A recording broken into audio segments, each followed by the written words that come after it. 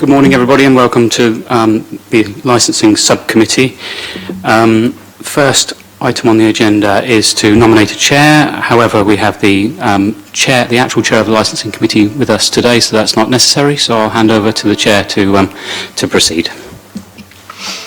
Welcome, everyone. I'm Councillor Claire Udy. Please be assured that we've put appropriate cleansing and social distancing measures in place to ensure that this meeting is undertaken in a COVID-secure manner. Limited public seating has been made available. However, this meeting is also being webcast to allow the public to observe remotely if they so wish. The public seating area is not in view of the cameras used to webcast this meeting. Those people making deputation will not be seen on camera, but what they say will be live streamed. If the continuous fire alarm sounds, please evacuate the room and public gallery by the stairwells. Do not attempt to use the lifts. Please assemble at the turning circle at the end of King Henry Street past the University's Park building, just down there. In order to comply with the Guildhall's Trust Fire Marshal regulations, anybody who signed at the Guildhall reception desk should sign out when leaving the building at today's meeting. Members of the press and public are also permitted to record the meeting on the understanding it neither disrupts the meeting nor records those stating explicitly that they do not wish to be recorded at this meeting as the people making deputations. Please can everyone use the microphones and remember to switch them off when they have finished, because if you're on camera it will just stay on you. It's quite disturbing. Please can everyone, finally at 11 o'clock today we will observe the National 2-Minute Silence Remembrance Day.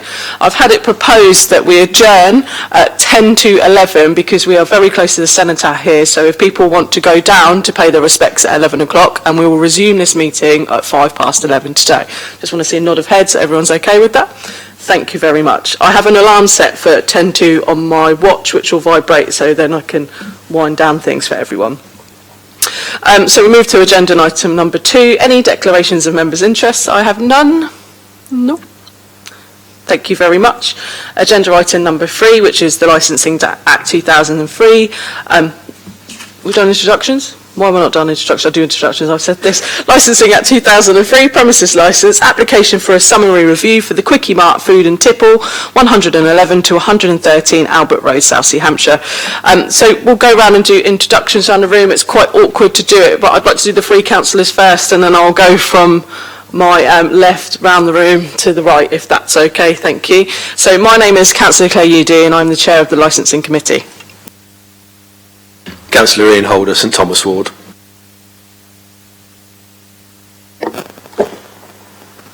Councillor Lee Mason, Closham Ward. Good morning, Derek Stone, Principal Licensing Officer. Good morning, Ben Attrell. I'm a solicitor employed by the Council. I'll be advising the subcommittee today whilst they make their decision. I'm John Walsgrove and I'm the solicitor for the applicant, and my client is Aaron M. Panchalingham, who's the owner and licence holder of the premises.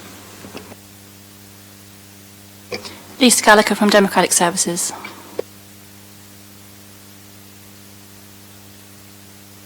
Karen Lawson from Democratic Services. Nikki Humphreys, Licensing Manager.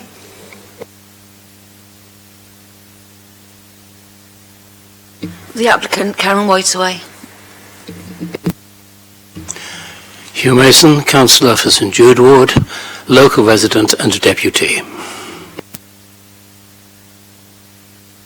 Thank you for that. I'm just going to go through the process for the people that don't normally come to these meetings, just to explain how we go through them today.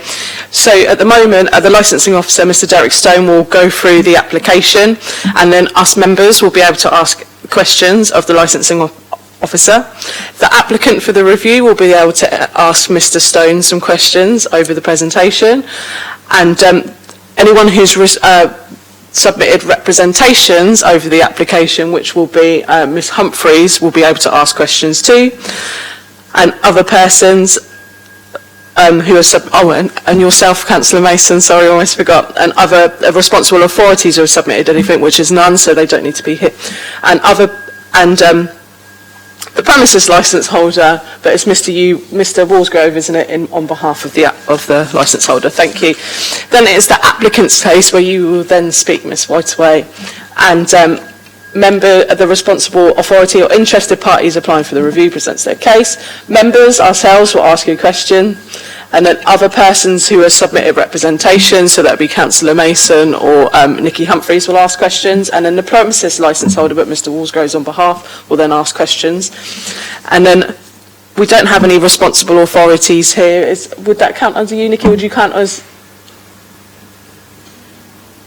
Just to clarify that, please. I suppose, yes, as the licensing authority, we are a responsible authority. So then Miss Humphreys will then present her case, and then members ask questions. It's the same process as before. Any other deputations? Just to clarify a question, Councillor Mason is here and has given a deputation, has made a representation before. Mr Mason is entitled to speak, am I correct? Then Mr Mason, you are able to have your time, if such, and the same process happens again. Right then. And then we'll move on to the premises licence holder's case, and the same process happens again. We will then move to summing up, where it goes in the order of Mr Stone, Miss Whiteaway, and then back to Mr Walsgrove, and then we will adjourn this process, and we will come to our decision.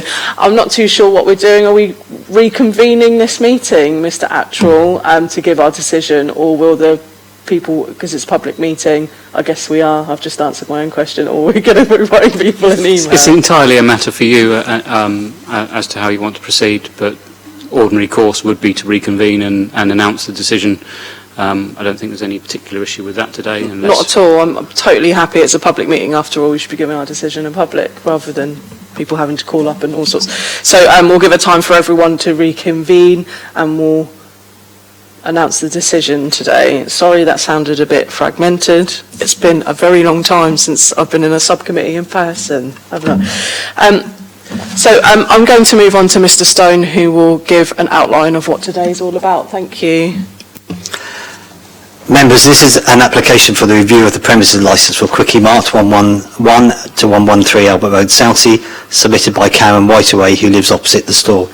I don't propose to take you through the whole of my report, as you'll be hearing from others, so I'll briefly summarise my report, if I may. You will see from the application that there is regular noise and disturbance caused by people using these premises and from people who hang around outside. This is the second review of these premises, the first being in June 2014, which was lodged by a resident who used to live practically above the premises, but I believe has since moved away from the area. As in the 2014 review, and with this hearing, the allegations are refuted by the management and their legal representative, Mr Walsgrove. Quickie Mart is run by Mr and Mrs Aranem. They have multiple licensed premises in Portsmouth, but describe Albert Road as the flagship or their mother store.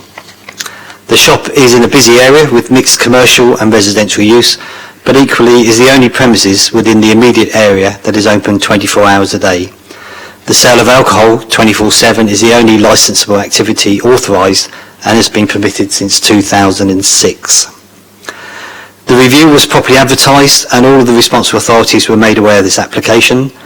Members, you will see at Appendix C a representation from Nikki Humphreys, our Licensing Services Manager, who has detailed incidents occurring at the premises and outside. Additionally, there are representations from the Ward Councillor, Councillor Mason. Several residents have also submitted representations, and there is one representation in support from Mr Ahmed at the Akash. The representation from Estefania Dogan, a nearby resident, raises a concern that the premises will suffer consequences due to the actions of a few individuals, but also details the nuisance generated by the presence of these people outside the premises. Members, as part of the application process, we have been supplied with mobile phone footage and some photographs of activities at the premises.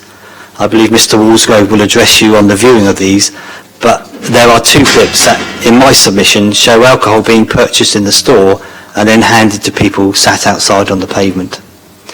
The review proceedings are seen as a key community protection, and individuals are entitled to seek a review where problems are associated with identifiable premises. There is nothing to prevent the committee from issuing an informal warning or instructing that written advice be sent to the licence holders. Or, if more formal action is deemed appropriate, you may modify the conditions, exclude or reduce the licensable activities at the premises, remove the DPS, suspend the licence for up to 3 months, or you can revoke the licence. Members, I don't think I need to say any more at this stage, but I will be available throughout the proceedings to assist where possible. Thank you. Thank you very much, Mr. Stone. Members' questions?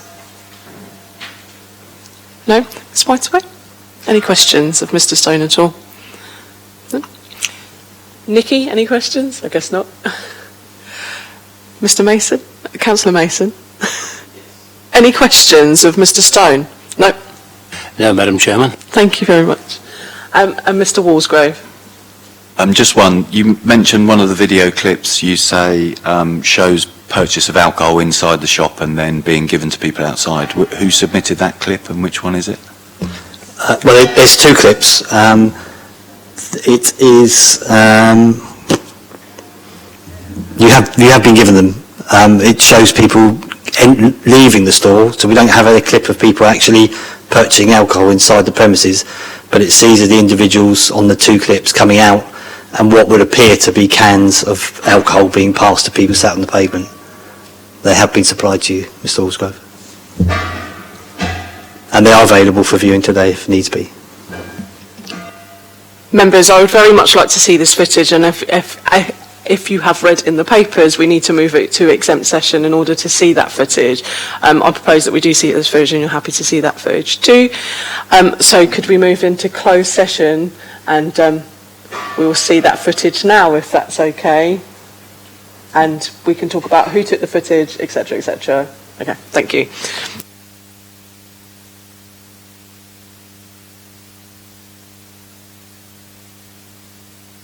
Can I just make a very brief submission on that? If the person who's produced the footage is not here, then obviously there is substantial prejudice to my client not being able to ask them questions about that footage. So that's one of the reasons why I asked which clips have been produced by which people, so that you know whether those people are actually in the room and whether you should view clips from people who aren't in the room and cannot be asked questions about the footage they've taken.